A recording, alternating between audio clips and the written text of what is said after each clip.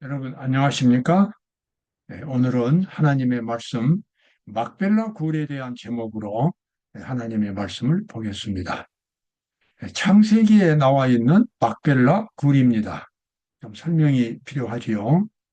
예, 창세기 49장 29절에 보면 예, 야곱이 죽을 때에 자기의 시체를 막벨라 굴에 장사하라고 유언을 합니다. 그가 그들에게 여기서 그들은 그의 자손들입니다.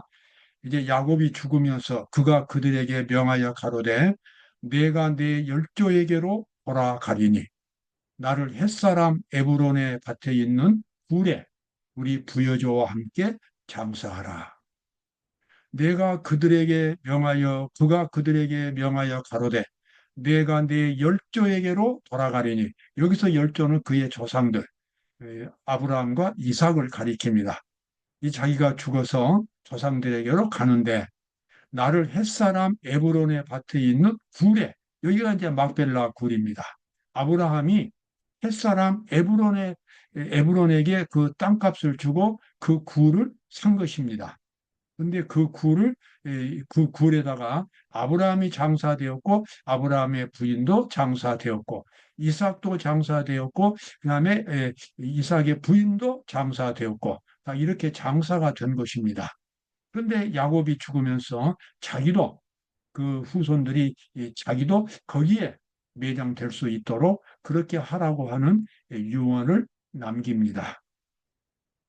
왜 죽은 후에도 꼭 거기에다 그렇게 자기 몸을 그렇게 매장하도록 그렇게 했을까요? 그 이유가 분명히 있습니다.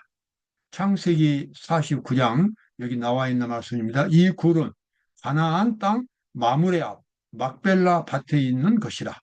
아브라함과 그 아내 사라가 거기 장사되었고 이삭과 그 아내 리브가도 거기 장사되었으며 나도 레아는 그의 첫 번째 부인입니다. 그곳에 장사하였노라. 지금 야곱이 죽는 지역은 에집트였습니다. 애굽에서 그가 죽으면서 아주 멀리 떨어진 가나안 땅 막벨라 굴에다가 그가 자기를 그렇게 매장하라고 유언하는 것은 그의 정신이 그의 신앙이 그의 일생 전체가 어디에 초점을 맞추고 살아왔는가를 보여주고 있습니다. 이스라엘 백성들에게 있어서 이 가나안 땅은 하나님이 정해 주신 땅입니다. 하나님께서는 이스라엘 백성들이 가나안 땅을 차지하고 그곳을 중심으로 해서 세계 모든 민족에게 복음이 전파되도록 계획을 하신 것입니다. 그리고 그 가나안 땅은 하늘에 있는 거룩한 성소, 그 속죄소에서 진행되는 속죄 사업이 이 지상에서도 진행될 수 있도록 이스라엘 백성들이 가나안 땅에 들어가서 성소를 지었습니다. 지상에 있는 성소는 하늘에 있는 성소의 모형입니다. 좀 더 쉽게 말하면 지상에 있는 성소는 하늘에 있는 성소를 바라볼 수 있는 하나의 망원경과 같습니다. 하늘에서 진행되고 있는 예수 그리스도께서 죄인들을 구원하시는 하늘 성소 사업이 이스라엘 백성들이 지었던 이 성소에서 하나의 모형으로서 그것이 보여졌습니다. 비록 그것이 모형이지만 바로 그것은 하늘의 속죄 사업을 진행 과정을 보여주는 하나의 모형이었고 그래서 그 모형을 보면서 수많은 사람들이 하나님의 속죄를 경험하고 구원을 받은 것입니다. 가나안 땅은 하나님의 구속 사업이 이루어지는 거룩한 땅이었습니다. 비록 그곳에 가나안 족속들이 많은 죄를 지었지만 그래서 더러워진 땅이었지만 장차 예수님께서 하나님의 아들께서 오셔서 십자가에 달려 돌아가실 그 장소도 바로 가나안 땅이었습니다. 그래서 과거 이스라엘 백성들에게는 이 가나안 땅은 언제나 마음의 중심이었고 고향이었습니다. 그래서 야곱도 죽으면서 그의 후손들에게 그의 시체를 가나안 땅에 있는 막벨라 굴에 장사하라고 그렇게 유언으로 남겼습니다. 이러한 사실은 우리 하나님의 백성들에게 아주 중요한 교훈을 줍니다. 하나님의 백성들은 어디 가서 무엇을 하고 살든지 항상 그 마음은 예수님의 십자가에 있어야 합니다. 예수님께서 죄인들을 구원하시는, 그리고 자기 자신도 구원해 주시는 그 속죄 사업이 진행되는 하늘 가나안, 그 하늘 가나안, 하늘 성소를 늘 그리스도인들은 바라보면서 예수님을 의지하고 예수님의 속죄의 공로를 의지하면서 이 땅에 나그네로서 살아가는 사람들이 그리스도인들입니다. 그래서 그리스도인들의 마음 속에는 예수님의 십자가가 언제나 있었습니다. 이제 구약에는 막벨라, 가나안 땅이었지만 이제 신약에 와가지고는 갈바리에 예수님의 십자가가 언제나 마음의 중심에 자리 잡게 되었습니다. 아브라함이 에브론의 말을 좇자 에브론이 헷 족속이 듣는 데서 말한 대로 상고에 통용하는 은 400세겔을 달아 에브론에게 주었다. 자, 이것은 이제 과거 아브라함이 그 땅 막벨라 구를 샀을 때의 이야기입니다. 아브라함은 그 땅을 정식으로 값을 주고 사실 그냥 거저 가져가라고 자꾸 했지만 에브론이 그렇게 말했지만 아브라함은 끝까지 그 정당한 값을 주고 그 땅을 사서 자기의 매장지로 삼았고, 그래서 야곱도 거기에 매장을 시키는 것으로 그렇게 유언을 하고 있습니다. 마므레아 막벨라에 있는 에브론의 밭을 바꾸어 그 소의 굴과 그 사막에 둘린 수목을 다 성문에 들어온 해족속 앞에서 아브라함이 소유로 정했다. 그래서 그때부터 이제 막벨라 굴이 그 이스라엘 선조들의 그런 매장지가 되었습니다. 그런데 이와 같은 야곱의 모습은 요셉에게도 똑같이 반복되었습니다. 요셉이 또 이스라엘 자손에게 맹세시켜 이르기를 하나님이 정녕 너희를 권고하리니 너희는 여기서 내 해골을 메고 올라가겠다고 하라 하였더라. 야곱이 죽을 때는 그의 아들 요셉이 국무총리였기 때문에 막벨라 굴에다 장사할 수 있었고 그리고 성대한 장례식을 치룰 수 있었습니다. 그러나 요셉이 죽을 때는 사실 그렇게 강력한 힘이 이제 없었습니다. 그래서 요셉을 막벨라 굴까지 그렇게 아주 장엄하게 데리고 가서 이 장사를 치를 만한 그런 여건이 되지 않았습니다. 그래서 요셉은 죽을 때에 그의 후손들에게 아주 엄숙하게 맹세를 시켰습니다. 여기 뭐라고 말합니까? 이스라엘이 또 요셉입니다. 요셉이 또 이스라엘 자손에게 맹세시켜 이르기를 하나님이 정녕 너희를 권고하시리니 너희는 여기서 내 해골을 메고 올라가겠다 하라 하였더라. 여기서 권고한다 그 말은 이스라엘 백성들이 에집트에서 나온다고 하는 것입니다. 에집트는 이스라엘 백성들의 거주지가 아니었습니다. 임시로 거기에서 그냥 기거하는 땅이었습니다. 이스라엘 백성들이 들어가서 살아야 할 땅은 가나안 땅이었고 가나안 땅에서 하나님의 구속 사업이 진행될 것이었습니다. 이스라엘 백성들은 가나안 땅 그곳에서 세계 모든 민족들에게 복음을 가르치는 참 하나님을 보여주는 위대한 역사를 진행시켜야 할 것 같은 특별한 백성들이었습니다. 요셉은 그 사실을 너무나 잘 알고 있었습니다. 에집트가 그 당시에는 세계적인 강국이었고 아주 살기가 편한 땅이었습니다. 그러나 요셉은 그가 비록 국무총리였지만 그의 마음은 애굽에 있지 않았습니다. 그의 마음은 언제나 가나안 땅에 있었고 하나님에게 있었습니다. 하나님이 주시는 그 놀라운 영광은 이 세상의 어떤 영광과도 비교할 수가 없기 때문이었습니다. 그래서 요셉은 죽으면서 그의 후손들에게 엄숙하게 맹세를 시켰습니다. 너희들이 이 애굽을 떠날 때에 내 해골도 함께 가지고 가라. 그래서 가나안 땅에 매장시켜라. 요셉은 그의 죽은 후에 오랜 후일지라도 그의 시체라도 애굽에 남아있지 않고 하나님께서 약속하신 땅, 가나안 땅, 그곳에 자기 시체를 매장하기를 원했던 것입니다. 이러한 믿음은 우리에게 많은 교훈을 줍니다. 우리가 하나님을 믿는 백성이 되었다면 우리는 처음부터 끝까지 모든 것을 하나님 중심으로 해야 합니다. 하나님의 뜻 중심으로 해야 합니다. 하나님의 거룩한 사랑의 중심으로, 사랑의 정신으로 모든 것을 다 해야 합니다. 먹을 것, 입을 것, 돈 버는 것, 돈 쓰는 것, 인간관계, 모든 사업, 모든 것들이 다 하나님 중심으로 시작해서 하나님 중심으로 맞춰야 합니다. 그리고 죽을 때에도 하나님 안에서 그의 삶을 마감하는 것입니다. 이것이 모든 하나님의 백성들이 지상에서 가져야 할 정신적인 자세가 되겠습니다. 가나안은 천국의 그래서 표지가 됩니다.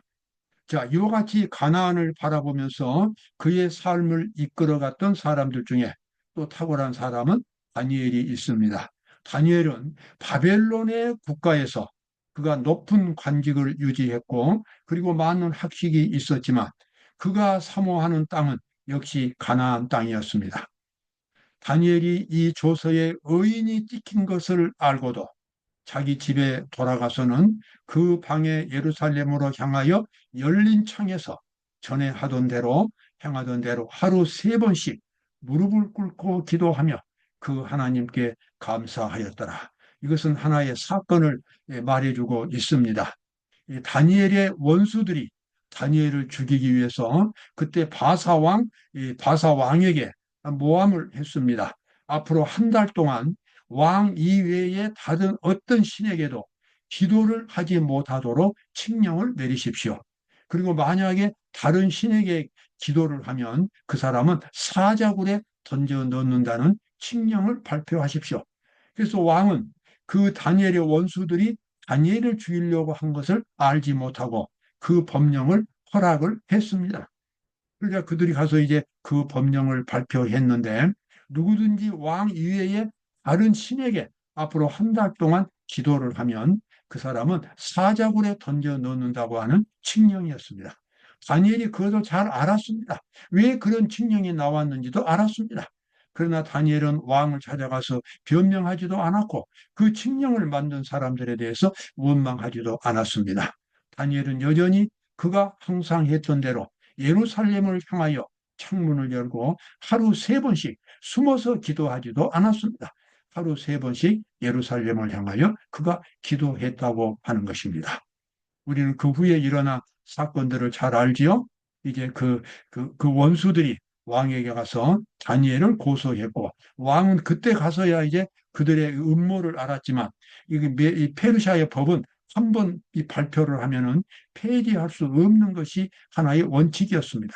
그래서 할 수 없이 왕도 허락을 했고 그 원수들이 다니엘을 끌어다가 사자굴에 던져 넣는 것 같은 참극이 일어났습니다.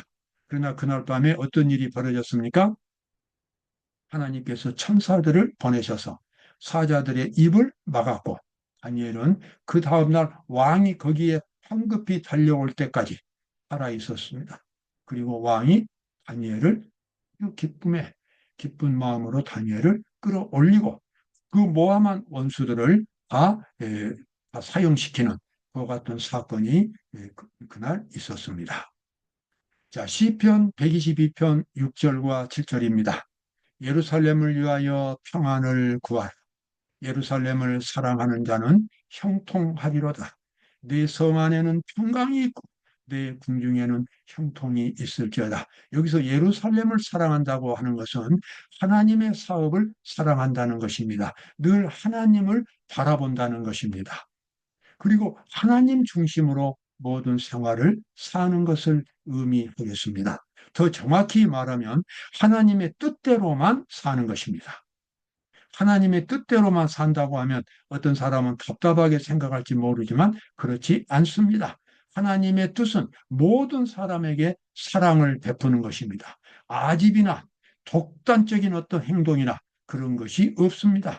하나님을 믿는 사람은 그리스도의 정신을 갖고 사는 사람들입니다. 죄악적인 생각이 전혀 없습니다. 그리스도인은 그리스도의 정신을 가지고 사는 사람들입니다. 예수님처럼 사는 사람. 그래서 예루살렘의 평안을 구한다. 그리고 이 예루살렘을 바라본다. 이런 의미는 항상 지금 신약시대에 와서는 항상 예수 그리스도를 바라본다. 그리고 예수님의 정신으로만 살아간다. 그 같은 의미가 되겠습니다.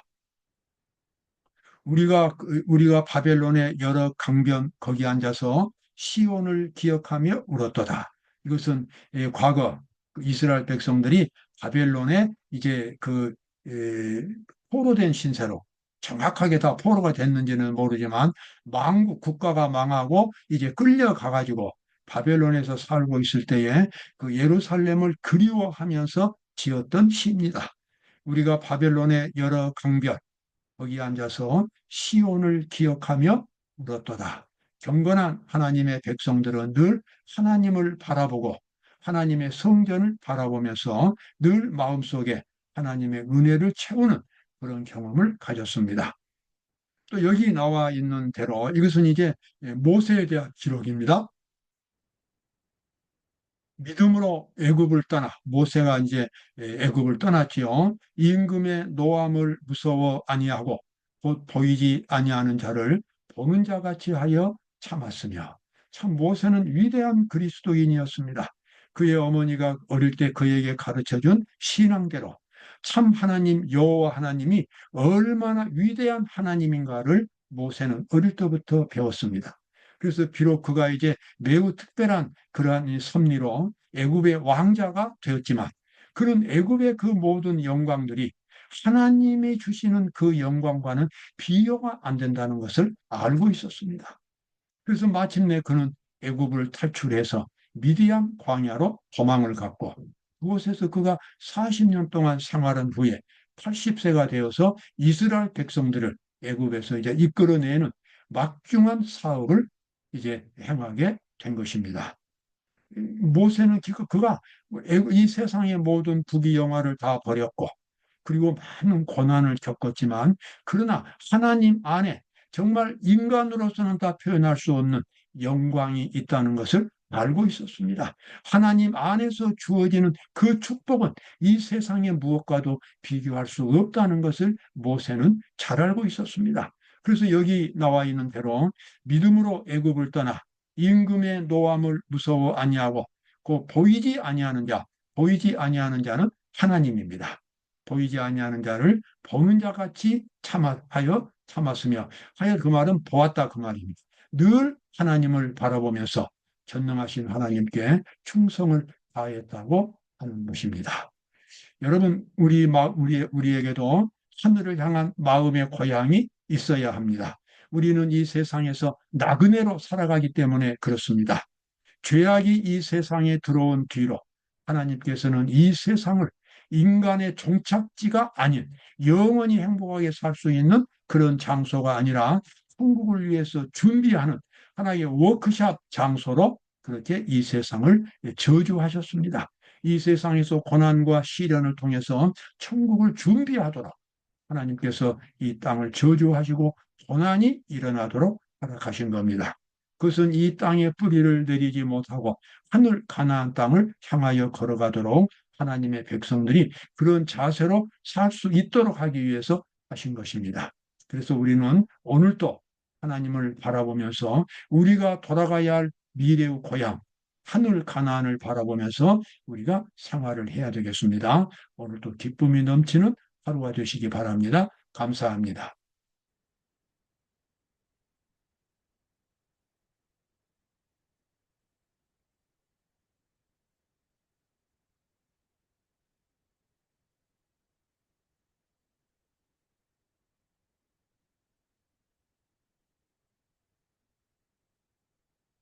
죄송합니다.